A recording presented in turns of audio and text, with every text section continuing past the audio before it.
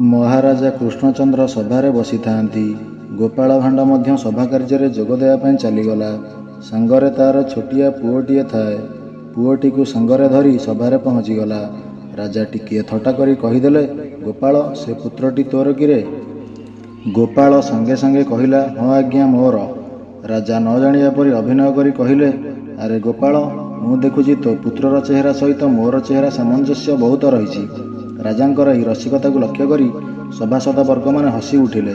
ରାଜା ମଧ୍ୟ ନିଜକୁ ଗର୍ବିତ ମନେ କରୁଥିଲେ, କାରଣ ସେ ଗୋପାଳ ଭାଣ୍ଡକୁ ଠକେଇ ପାରିଛନ୍ତି।